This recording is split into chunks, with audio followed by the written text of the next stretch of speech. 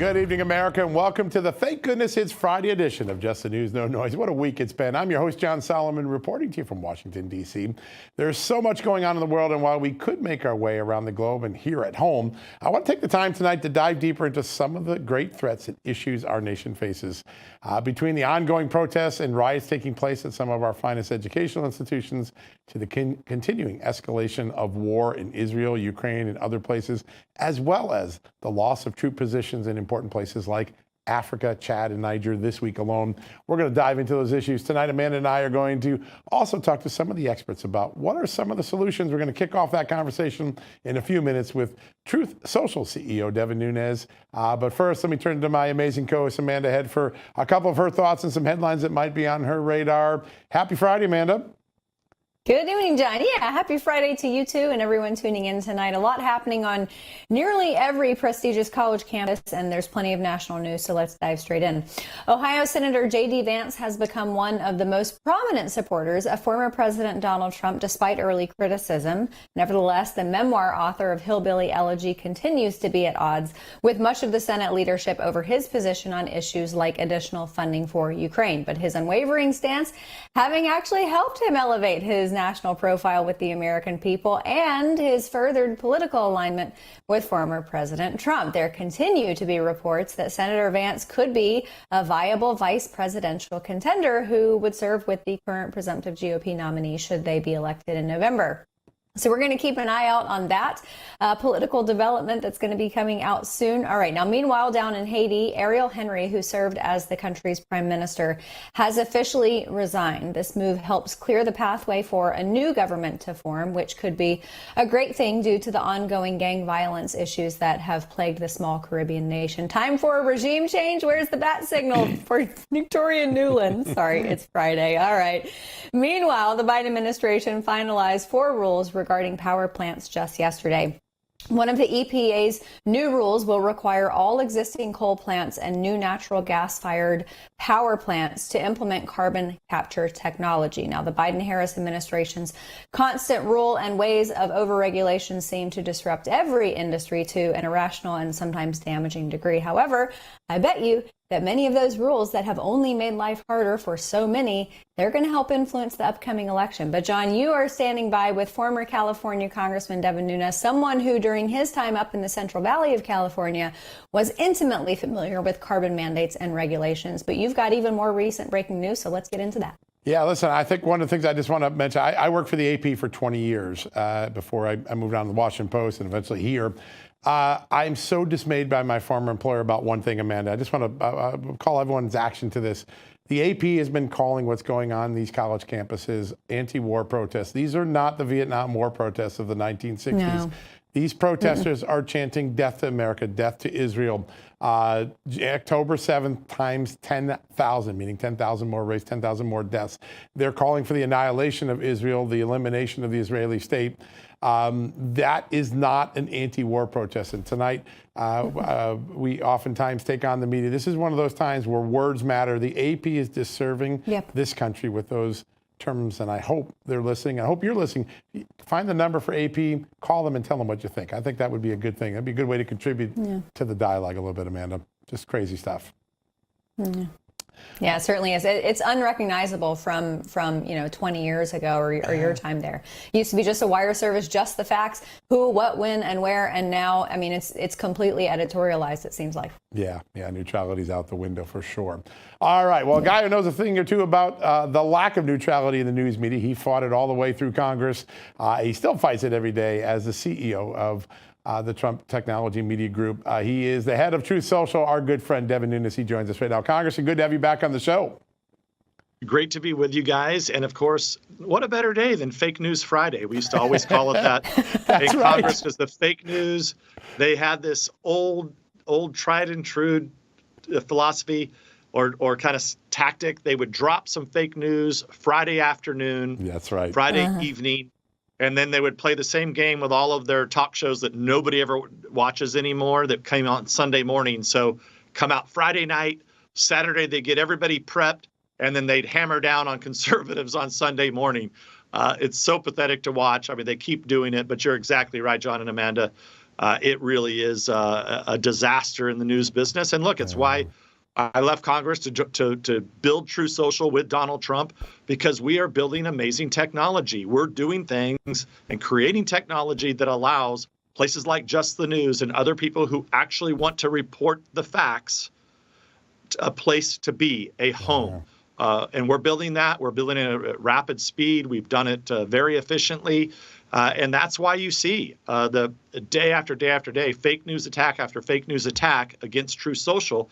But as you know, we fight back. So, we have multiple defamation suits that we've brought against the fake news, because what are they doing? They're trying to harm our company. And we are here to protect our retail shareholders, plain and simple. Yeah, and that you've done. And I want to get to something you sent to Congress in a second. But first, a lot of people are buzzing about what I think is going to be the next great feature on True Social, and that is the beginning of a streaming video service. The merger of a great streaming lineup with an incredible free speech platform like True Social could be really transformative. Can you give us a quick update on where you are in that process and when we might start to see some really exciting content flowing through? Yeah, look, we've been testing this for a while. Those people, we have thousands of people that are on the test app, and it's working very well. So it's one thing, we're going to be able to put television shows, television channels into True Social. So you'll be able to watch Just the News while you're scrolling through True Social. I love it. Now, the bigger platform that we're building, it's all the same technology, is a traditional OTT app, plain and simple. What is that? It'll be an app that you put on your phone, your tablet, or at home on your television, just like you see if you're familiar with Netflix or Fubo or Sling. We're taking the best of all of those, just like we did at True Social, taking the best of the features that are on the other social networks. We're doing the same thing, taking the best of the cut the cord OTT platforms, putting it into one app. And so the key is we're building our own TV CDN. We're in the process of doing that. We've been testing it now for a while, but we're now scaling it. And hopefully, look, as soon as we have news to announce on it, we will do it. We're doing it in 3 phases. But the goal is to give a home to content that has been either outright banned or shadow banned by these big companies that just don't want, they want the old relic dinosaur news agencies. They don't want the new exciting news that actually is just the old news, the way that news used to be. That's what I respect about Just the News and you guys. That's really great. That's exciting stuff. It is, yeah. Okay, and speaking of relic news agencies, they're reporting on DJT stock. It seems like every time it took a dip, they were doing a victory lap. They failed to be reporting, though. I think at closing bell today, it ended near $40, so that's definitely not bad. But you have called on the House to look into potential illegal and unlawful manipulation of DJT stock. What do you expect them to find? Well, we have an amazing group of retail shareholders. And in fact, I've said, look, if the big institution, the investment banks and the market makers, if they don't want to buy our stock, fine. But if you're going to short the stock, that's also okay. But you better have a real stock on the other side, a real share on the other side of it. That's the way I always thought that it worked. Back in the old days, I used to trade ag commodities back when I was involved in agriculture before I even went to Congress. But it appears like this is not how the stock market works, which I think is a little shocking for many people to learn. And so all we want to make sure is that if you have a share and you have it loaned out and somebody shorts the share, does it all balance at the end of the day? Because if it doesn't balance at the end of the day, we have a problem.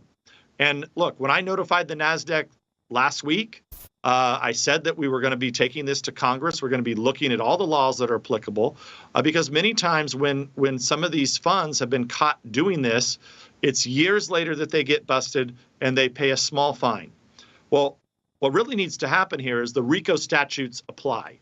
And so we have asked the Congress to look into this, because if there are people colluding to do things that are illegal, thinking that they're just going to get a slap on the wrist, well, that's totally different when people conspire to commit RICO charges, RICO offenses.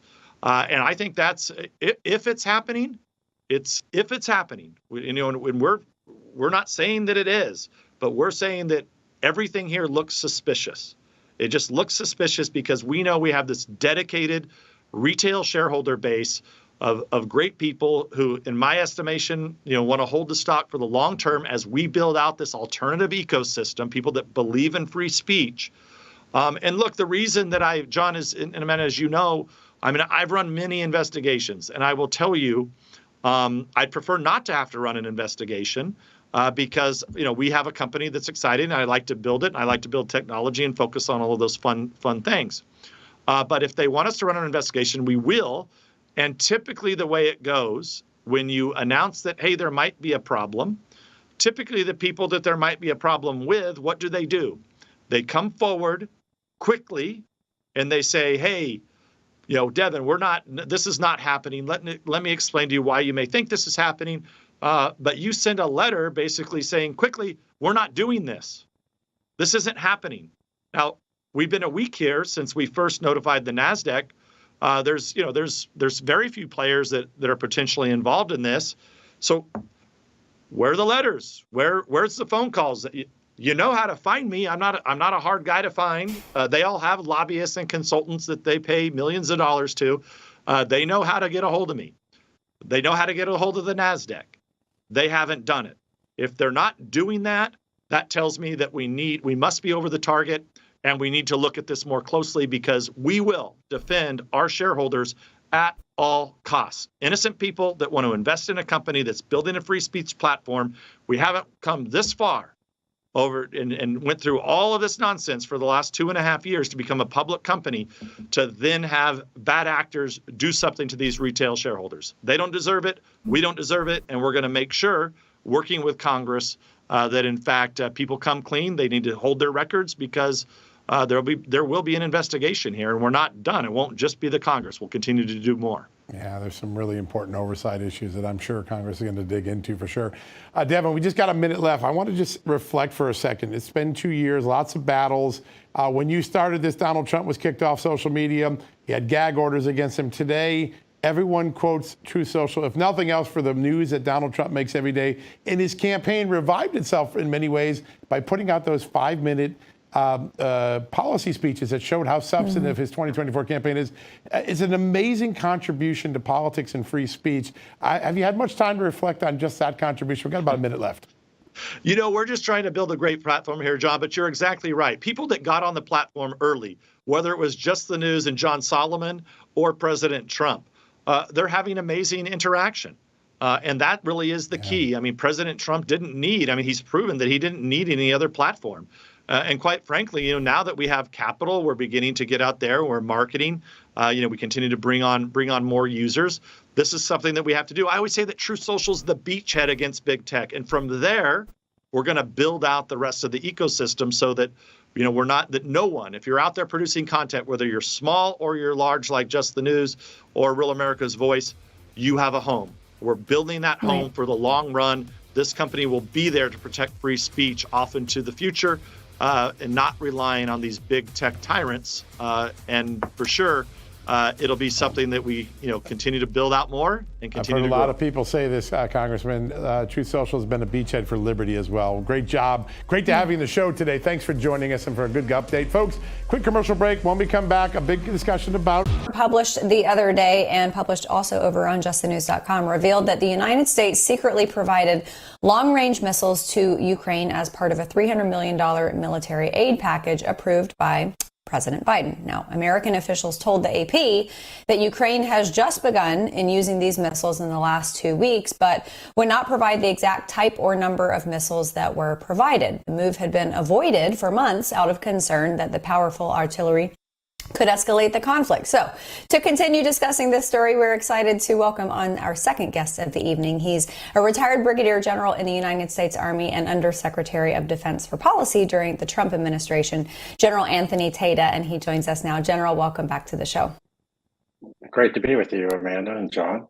Yeah, good to have you, sir. Yes, sir. We are happy to have you. And I want to start with the fresh news of this $95 billion aid package, $61 billion of which going to Ukraine. I know a lot of people say Ukraine can't win without this money. Kind of seems like they can't win with it. It seems like we are changing the tires on a car with a busted chassis. It doesn't seem fixable or winnable, but I would love to get your take. Yeah, that's a great analogy, actually. The changing tires on a busted car. So what I believe is that just providing money does very little for Ukraine or for NATO, for that matter. And ostensibly, we're there to protect the U.S. vital interests of having a whole and healthy NATO, protecting Western capitalist markets with whom we trade. The whole Marshall Plan was set up to do that. So the bigger picture is to stop the Russian invasion in Ukraine and push them back, perhaps, so that the whole of NATO and the whole of Western Europe and the whole of the capitalist markets with which we trade remain intact. So, with all that, there's no strategy, there's no vision. The president has not articulated any kind of vision other than pumping money and equipment over to Ukraine. There's no diplomacy going on. There's no effort to talk to Putin and see if he can't back down or finding a solution like we did in the Balkans. It's very similar to the Balkans. You had territorial claims. You had Serbia attacking the Bosnia and Kosovo and Croatia and Herzegovina, and Clinton and Wes Clark hammered all that out. This, of course, has a nuclear element to it, and so it's a bigger deal. But it doesn't mean that we can't apply all the levers of national power, such as diplomacy, such as our military, and I think our military rotating brigade combat teams into Poland and Romania, those are what we call flexible deterrent options. They're shows of force. I think those are okay to do that, but to just give them money, give them equipment, and not have any surrounding economic and diplomatic effort, or at least anything that's meaningful, I think is useless, because it's again just kind of leading with the Defense Department and Antony Blinken. I don't know what he does, but he's certainly not doing anything here. Yeah. Yeah, the lack of any diplomatic conversation, I think, concerns so many allies across the world, too. I've had a lot of them raise that as a real missed opportunity. Sir, you did such an extraordinary job creating fresh vision for a Pentagon that sometimes lacked it in your policy world. You did such great work there. There is this extraordinary rescission of the military's capability to fight the war on terror right now. First, it started with the withdrawal in Afghanistan, but now Niger and Chad. Just this week, we lost two strong footholds in the African continent where we've been fighting the war on terror. How did we miss these warning signs in Africa? Where did we go wrong, and how big a threat is it to national security? Well, John, Amanda, I think when you leverage your intelligence community on your political opponents domestically, you miss a lot. We missed Afghanistan and the Taliban. We missed, quite frankly, we missed Russia and Ukraine. Remember, right. They offered Zelensky a ride out, right, on the eve. They offered to decapitate the Ukrainian government on behalf of Putin. That's how the headline would read if it were Trump. And then they missed Hamas in Israel, and they're missing what's going on at the border. So it doesn't surprise me that they missed what's happening in Africa. And I'll just take you back to October of 2020. We used Agadez and Niger. We did a hostage rescue about a week before the election. It was a high stakes thing. A million things, as both of you know, can go wrong anytime you're applying combat power anywhere. Right. And we had special operations involved. It was a highly classified mission, but it was successful. And President Trump didn't beat his chest about it. He said, "Okay, great, you got the guy back. We successfully, JSOC and other elements successfully rescued this guy."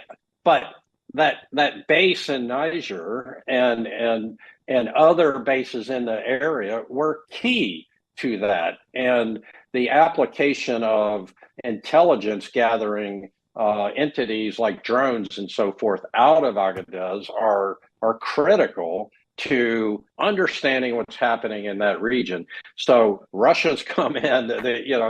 It's been a real. It would make headlines if Trump were in office, because Russia's a real factor here. And it's a little bit like they've been holding us hostage, and we're following our tail out of there. Yeah. General, I wanted to ask you a bit of a broader question. A lot of these adversaries are not new. They are newly inflamed, but they are not new. And the common thread among anyone we have on the show who is well versed in foreign policy, whether it's military like yourself or governmental, the common thread is that the perception of this administration is fecklessness and weakness and a lack of a clear vision with respect to foreign policy. Considering 7 months from now, there could be someone else who will eventually be taking over the Oval Office and those executive duties. Are you concerned that there could be something that happens between now and then because of what could happen in November? Yeah, I'm very concerned. I'm very concerned that this wide open border has allowed who knows what to come into this country. You have Ray covering his rear end by kind of the FBI director coming out and saying, "Oh, something could happen in the next 6 months." I think the intelligence is such that it might could, and it would be horrific and horrible, and it would be on this administration, but they would blame it on Trump for somehow, some way. But I am very concerned that the intelligence community, as I mentioned before, has been focused on Catholics and PTA moms and Christians and all the wrong thing, political opponents of this administration, to the detriment of securing the American people. And that is a very real issue. We have to find a way to apolitically apply the intelligence apparatus so that we can protect the American people. And what's that called? That's called America First. That's called putting U.S. citizens first. And I think President Trump has it right when he talks about that. And I was talking to him the other day, about 2 weeks ago, and he said, this next 7 months will be one of the most dangerous times in our history, and I believe he's right. And I think both of you are right in having this conversation, because there are real threats out there that this administration and trying to have it both ways has ignored, and now the cake is sort of baked, and it's just where is it going to manifest? And I mentioned the intelligence failures. You had Taliban manifest in a way, you had Ukraine manifest in a way, and you have Hamas manifest. And so how is the porous border going to manifest? Yeah, such an important question. Sir, you've done so many extraordinary things in your career at the Pentagon and the military, transportation secretary, running a school district, a major school district, but you also find time to write 16 books. You've got a brand new one, The Failings Code. I'm planning on this for my summer reading. Tell us a little bit about it. I know it's a fiction book, but it has a lot of reality in today's media tech collusion world, doesn't it? Yeah. Hey, John, thanks for that. Macmillan St. Martin's Press is my publisher. Phalanx Code is the third in a series. You can read them independently, but they all kind of tie together. And Garrett Sinclair, the protagonist, is the hero of this book in this series. And he's a JSOC commander, and he leads a special mission unit called Dagger Team that does stuff that the president tells him to do. And he's got a relationship with the president from through his wife. And so Phalanx Code is all about big tech. Think worst instincts of Google and Facebook and the digital carnivores out there, faced off against X and Elon Musk and those trying to do decentralized Wi-Fi, decentralized finance, and protect individual liberties and information and data and finances. And it's a David and Goliath, the jackboot of Facebook and Google on the neck of the little guy, and Sinclair gets pulled into this struggle between technological fascists and Joe Lunchpail. I love it. 16 books. I mean, clearly they are entertaining. They also seem cautionary. Do you intend that? Yeah, I've spent a lifetime, Amanda, thinking about what the bad guys can do to my troops. And now I extrapolate that out to the world of fiction. And there's a lot of material out there thinking about, what's the worst thing that can happen and how do you protect against it? And I kind of apply that methodology in my writing, and it seems to work. That's outstanding. Tell everybody very quickly where they can go find it. Amazon, Barnes and Noble, independent bookstores are everywhere. It's been out 8 weeks now, and it's done very well. They had to do a reprint, and ajtata.com, AJ Tata on Twitter. It's out there, and anywhere you can buy books. That's awesome. Wonderful. Reprints are amazing. I love it. I love it when the supply does not meet the demand and the demand continues to surge. General, thank you so much for coming here. We encourage everyone to go out and get your book, and General, we'll have you back on very soon. All right, we're going to take a very quick commercial break. When we come back, we're going to be speaking with Natalia Sandaji. You remember her. She was the survivor.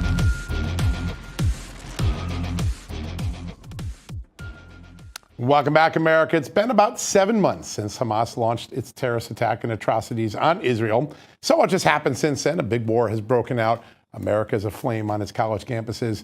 Earlier this year, Amanda and I had the privilege of speaking with one of the survivors of that massacre. She was at the Israeli Music Festival that morning during the attack. She shared her harrowing story. I know you all remember it. I remember it like it was yesterday.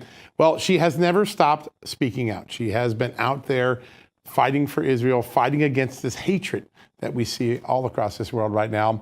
But it comes with a cost. There's been a lot of efforts over the last few months to dox her, and to silence her, into not talking about what happened, and calling truth for what it is. We're lucky to be rejoined by our good friend, Natalie Sandaji, right now. Natalie, good to have you back on the show. Hi, thank you for having me back. What you've been through on October 7th would be harrowing enough, but what's gone on since then, the continued hatred, the continued effort, tell people what this doxing's been about. What have they been doing to you? It's basically trying to instill fear in me to get me to stop speaking out. It started a few months ago. Apparently my number was posted on a website, and I was getting hundreds of texts and phone calls a day. Most of these texts were just hate speech, saying, "We're going to kill you," sending me photos of guns, knives, random street corners, saying, "We're near your house, we're coming for you." And I just tried to, block all of them. Obviously, it was annoying getting all these messages every day, but I just tried to block it out and tell myself, like, it's fine, like, they're not actually near you. And recently, someone reached out to me to notify me that a lot of my personal information was posted in a Telegram chat. And it was my phone number, my address, all my social media. And they were telling people in this chat to go to all my social media accounts and to report me as like a hateful account, like a hate speech, pretending to be someone else. And I've noticed that I am shadow banned on Instagram, and that anytime I'm sharing something about what I've been through, I don't get that many views. And that's their way of kind of trying to silence me. If they can't scare me into not talking, they're going to get me shadow banned, and it's working, and it's unfortunate. Goodness. Unbelievable. Censorship and shadow banning on social media is one thing. Threatening someone's life via their physical location is quite another. Have you had to hire security? Have you had to move? What are you doing to protect yourself? Up until now, I haven't, hired any security. I haven't gone to those measures. I'm just trying to keep my information as private as possible and take whatever measures I have to kind of online to keep my information secure. But I haven't gone to the extent of getting security just yet. Have you been able to involve the police, or should the police be involved in this sort of behavior, given that it's very threatening? Yes, I've definitely gotten them involved. I'm making reports. It's just unfortunate, like, as if it's not bad enough to to go through a terrorist attack and survive that, and then come home, and then to have your life threatened all over again on an almost daily basis. It's definitely not fun. It's not great, but I'm not going to let it stop me from speaking out. To me, it's so important to speak out about what happened, to continue spreading the truth as much as possible. Yeah, it's essential. Yeah. I love that it has just made you bolder and louder. My concern, though, is that for Jewish Americans across campuses across America, as we've seen, are being threatened as a result of these riots and these protests. Do you feel like the resolve that you experience, that boldness and the increase of your volume, is going to be the same thing for them? Are they going to get louder and bolder because they should? Honestly, I keep telling people, as someone who survived the October 7th attacks, like my I felt that my life was in danger for those hours when I was running from the Hamas terrorists. But I always tell people I can't imagine what it's like being a student on campuses right now. I feel like their life is constantly in danger. And from what I've been seeing, they like Jewish students are escorting each other to class so that nobody's walking alone. It's so insane to me that that's a necessary thing that they have to do, but their lives are in danger. It's getting really bad and it's very unfortunate.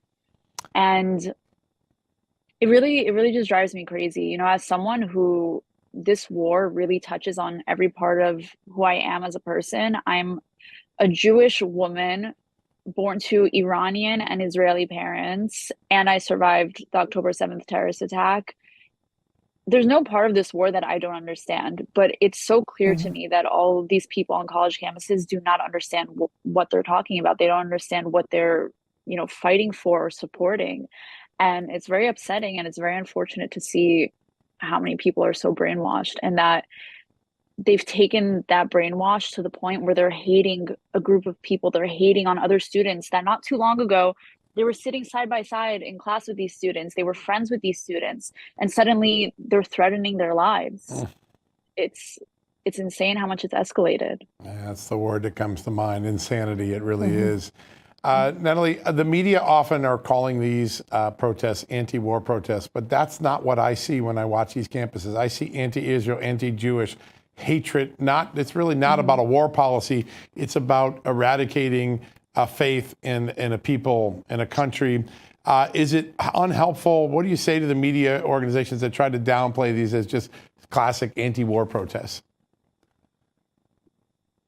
When people are chanting in their protests, Intifada now, simply look up the definition of Intifada. That is not anti-war. I'm sorry. There's nothing anti-war about that. And to downplay it is to make these people feel like what they're doing is okay. We need to talk about how serious it is. Downplaying it is just putting more people at risk. That's a great point. Natalie, I wanted to ask you about some T-shirts that the NRCC is putting out that say "F Hamas." It seems like they are fighting back in their own way. What do you think about this type of fight back? Because it seems like it kind of plays into a little bit of the youthful narrative and the boldness that you've been talking about. I mean, honestly, I've contemplated, like walking around with shirts like that myself, and like putting stickers on my laptop and whatnot, and just being as loud as possible. Sometimes I do feel like that's like putting myself at risk even more, and I do think that we need to fight back in a way, and we do need to like be proud and wear it loud. But at the same time, it can be putting yourself at risk. I said the same thing about the Jewish Star necklace. Like when I first started speaking out, I remember one of my friends reached out to me and he said that he was tucking his Jewish star into his shirt, and that after he heard me speak about how important it is to stay proud and to not let them instill fear in you, he decided to wear his Jewish Star necklace outside again. And I saw him recently and I told him, like as happy as it made me that my words inspired you, I was also a little bit nervous, like, oh, I hope I'm not putting my friend's life at risk. It really goes both ways, like it's great to be proud and it's great to be loud and try to be as loud as they are because they are very loud. But it can also be risky. I never thought I'd think that the land of liberty, where liberty was born, would be a place now where free speech and free faith would be put people's lives in jeopardy. But that's really what we're living. We've got about a minute left. I want to ask this. A lot of these groups get funding from the student campuses and from the universities, from the student activity fees. They also get a lot of money, clearly, from nonprofits that are fomenting this. How important is it to maybe stop the flow of money to these groups that have created this hatred and this insecurity on campus? It's incredibly important. It's horrible that people are donating to such an unjust cause, to a cause that is causing so many students who pay to be at these schools feel like their life is at risk and are now reverting to like online class and hybrid class because they feel so unsafe. Like, this money can be going to such better causes. Like, they shouldn't be going to making people feel like their life is in danger. And there are a lot of donors that are pulling out, and I think that's the right thing to do in the meantime. Yeah, now you're seeing people pull the money, and that does send a valid message. But nothing is more loud than the message that you have sent, Natalie. You're such a brave person. Thank you for joining us today and for continuing that very powerful voice in the midst of this debate. Great to have you on. All right, folks, we're going to take a quick commercial break. We'll be right back to talk about the importance of telemedicine in a very turbulent medical world. We'll have that right after these messages.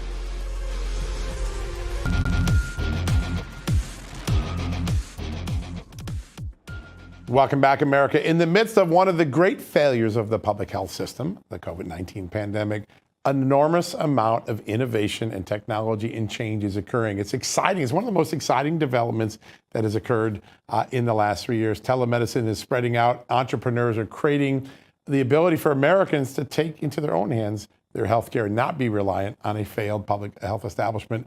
Our next guest, Dr. Kelly Victory, joins us in her capacity as the wellness company's chief of disaster and emergency medicine. She's on the front lines of that very exciting innovation. She's here for this sponsored segment. Doctor, good to have you on today.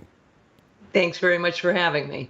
I want to start with something that we've been talking a lot about on this show. The World Health Organization's have these new amendments coming out. If they are to pass at the end of May, they could impose the World Health Organization's own prescription for the world over the rights of countries and individuals to have a say about their health. How dangerous is these WHO amendments, and what do you think about them? Well, it's been fascinating watching this transaction unfold. I can't believe it's gotten the traction that it has. And they've done it really because they have not had good exposure from the mainstream media. I think if your average American understood what we're looking at, they would be appalled. To be clear, these treaties or these amendments would fundamentally abdicate control over the constitution of our sovereign nation to the World Health Organization in a time of public health crisis. Now, it's important to know about that is it's not just a pandemic that it would impact, but it's control of a public health crisis by their own definition. So it could be a pandemic, but it could be something like climate change if they decide that that's a public health crisis, or gun violence if they decide that that's a public health crisis. And what the nations that sign on to these treaties and agree to abide by them are saying is that should the World Health Organization decide that we are in the midst of a public health crisis, we will cede control to them, that we will follow their dictums, we will follow their mandates, we will follow their lead. And that could mean anything from vaccine mandates to travel restrictions, or God only knows what. So I find it terrifying that we would suggest, given the understanding of who the World Health Organization is, to be very clear, their concern really has very little to do with public health and a heck of a lot to do with world control. They are largely controlled by the Chinese Communist Party. Dr. Tedros, who's the head of the WHO, he's not a medical doctor. He was handpicked by the CCP to lead that organization. And I don't have any reason to believe that they have the best interest of Americans at mind. So I find it terrifying that President Biden is likely to sign this into law at the end of May. Now, whether or not it's enforceable is another question. Many states are thinking proactively and are saying that they as a state will opt out, that they are not going to abide by this, that this will become a state's issue, not a federal issue. And so there may be some workarounds. But that said, it doesn't stop the Biden administration from believing that this is a good idea. Yeah. That's such a good point. Would this mean that the World Health Organization could start imposing things on doctors? Because, I mean, I think about all the way back to, was it Alexander Fleming, the invention of penicillin? How many times antibiotics are used on a yearly basis here in the United States? Could the World Health Organization effectively say to doctors in the U.S., you can no longer prescribe antibiotics? Absolutely. They can decide anything. If in the same way that we saw I had a little snapshot of it, as horrific as it was, and we saw the intrusion of the federal government, CDC, FDA, even pharmacies and pharmacists into the ability for people to access medications like ivermectin during the pandemic or hydroxychloroquine. If they can do that in our own country, if we cede control over to the World Health Organization and we've agreed to abide by whatever their dictums are, then yes, I think, Amanda, that absolutely could happen. Doctor, one of the things that seems to be a continuing, lingering side effect of the pandemic is medical hysteria. We're now trying to create solutions for everything. We're upset about the bird flu being in cows, which we've had over the years previously. The hysteria seems to drive a desire to have a new medical product for everything in the absence of just the basic medicine that we've used in our own immune system for a long time. How damaging is that, and how important is telehealth medicine to maybe combating that? Well, certainly people have been led into the basement of fear during this pandemic. And it has made people take leave of their common sense. Unfortunately, as you rightly point out, there is an obsession now with creating a new vaccine or a new therapeutic for every single pathogen that comes along, when we in fact have access to safe, inexpensive, well-tolerated medications that can treat the vast majority of these things. I really believe that if you show me a highly profitable new vaccine or therapeutic, I will find you, the powers that be say, well, good, I'll find you a pathogen to treat. I'll find you a disease to treat. So these are solutions looking for a problem. I think that telemedicine has been around for decades, John. It hadn't gotten a lot of traction, and frankly, I wasn't a huge supporter of it in years past. But what I certainly learned, and I think what others at the wellness company learned during this pandemic, was that people cannot allow themselves to be at the mercy of the medical pharmaceutical complex. We cannot allow ourselves again to be controlled by forces that don't necessarily have our best interests in mind, whether it means that they're limiting your ability to get a prescription filled at the pharmacy, or they're limiting your ability to get in contact face-to-face with your own doctor.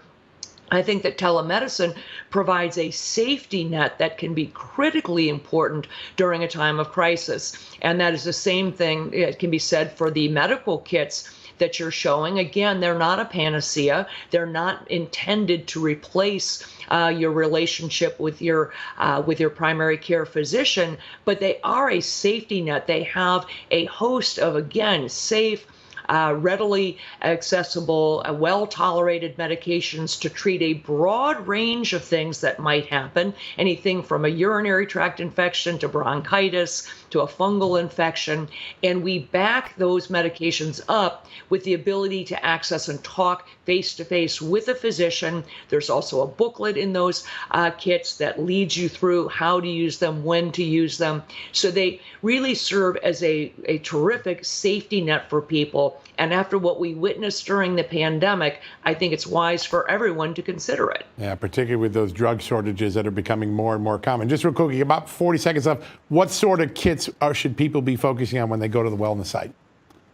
Well, there are 4 different kits. One is the general medication kit that has things, as I said, antibiotics and antifungals and antiviral medications. There's also one specifically for travel, hopefully to keep you out of needing to find an urgent care or an emergency department if you're away from your hometown or out of the country. There's also that red kit, which is kind of the backcountry first aid kit, has some of the common things that you would need to access. And then the black kit, which is a contagion kit that specifically includes a nebulizer to allow you to inhale medications. Wow. Important stuff, really important stuff. Folks, take advantage of the incredible opportunity that the Wellness Company is providing here at Real America Voice Just the News. Here's what you do. Go to twc.health/justnews, twc.health/justnews. You're going to get a discount on all of these great products. Go check it out today. Make sure to use the promo code JUSTNEWS. You know how to use that. All right, Doctor, thanks so much, folks. We're going to take a quick commercial break. We'll be back to wrap things up in a second. Wallet stolen or your cell phone or your car taken, you know what to call it. We call it theft.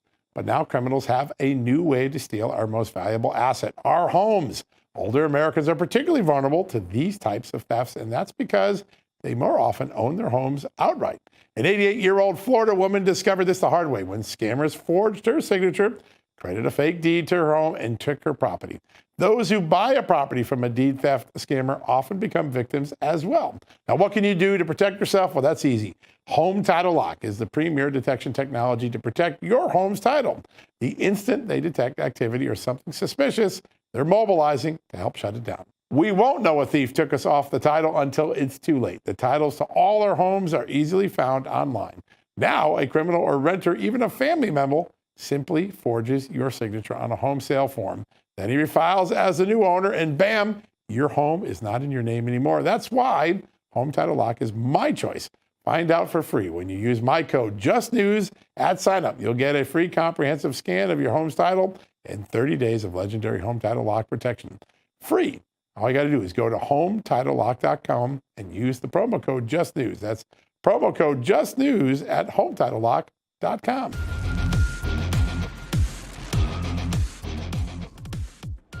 Welcome back for the final time this lovely Friday. Who has two thumbs and is so glad it's Friday? This gal. And John, I know you are the same way. But let's get into some topics before we head off into the weekend. Let's start with General Anthony Tata, because, you know, I asked him that question about what could happen in the next 7 months because of what we have seen with this administration. And like I said, it doesn't matter if it's someone who's governmental or someone who's on the military side of things, or even Christopher Wray with the FBI and the bolos that we see at the southern border. But this flood of people coming into our country via the southern border could be building terrorist cells within the United States, or it could be something coming from outside. I'm very concerned. Yeah, listen, I think anyone who's in the national security establishment has expressed that concern. And when you take into account what General Tata just talked about, which is that you see now we're blinded in Chad, we're blinded in Niger, we're blinded in Afghanistan. We don't have really good intel right now in Syria either for the hotspots where terrorists could strike the United States or Western interests. We're increasingly blinded up because of the willful neglect and the bad policies of the Biden administration. And that is a very, very scary thing. I can't think of another time before, since 9/11, where we've had more blinders on in more critical locations in the world. I think General Tata has it just right. We are sitting duck right now. Yeah. And you know, bringing national security issues home when you are funding groups, and this is something that you asked Natalie Sandaji about, it's important to target where the money is coming from, because ultimately that's the root of all of this. And if you can squash the money, then you can squash the movement. Yeah, I think Natalie had two important points. Let's stop the flow of money. That would stop these protests pretty quickly, because a lot of these protesters are just getting paid to show up. But the second part of it, too, is the media has to stop calling these anti-war protests and call them for what they are. These are hateful, anti-Israel, anti-Jewish eradication protests. They want to eradicate Israel and the Jewish people. That's what their own language says. The media is glossing that over, and I think they're really putting us all in a grave disservice by calling these protests something they're really not.